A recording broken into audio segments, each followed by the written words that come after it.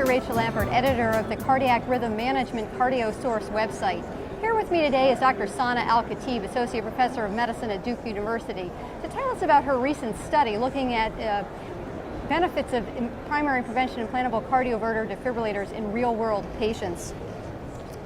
Dr. Al-Khatib, tell us about what you looked at and what you found. Yeah, absolutely. As you know, some physicians question whether the results of randomized clinical trials apply to the patients that they see in routine clinical practice.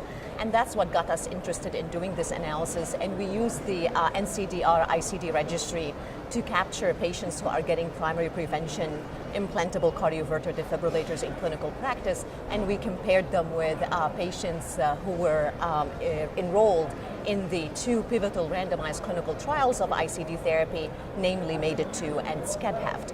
And in that analysis, when we compared patients in the registry with patients in the clinical trials, not surprisingly, we found that patients in the clinical trials were relatively healthier and younger than patients in clinical practice. And because of the many differences between those two groups, we felt that statistically we can't really compare their outcomes without using propensity score matching. So we matched them to make them as similar as possible. And we compared their outcomes to see if the survival benefit that was observed in clinical trials of ICD therapy could also be expected in clinical practice. And our results were very reassuring because we found that patients in the registry had a survival pattern that was very similar to patients who were randomized to receive an ICD in the clinical trials. And when we compared them with patients who were randomized to medical therapy, we found that the survival of patients who received an ICD in the registry was actually superior to patients who were randomized to medical therapy in the clinical trials. So those are very reassuring results. So how do you think we're doing in the real world? I think we're doing very well because I think physicians should feel very reassured that what we're doing for patients has been beneficial.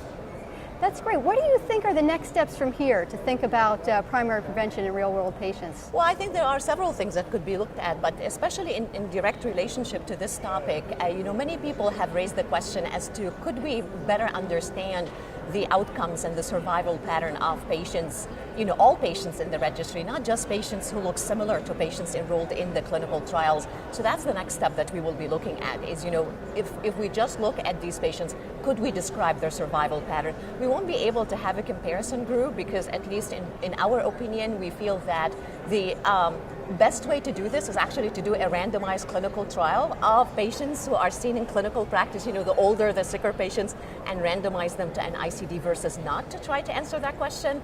And I don't know if that's doable, feasible, ethical. It raises a lot of questions. Well, this has been very interesting. I'm glad to hear that we are doing well in the real world, and we look forward to this future research. Thanks very much for being with us today. My pleasure.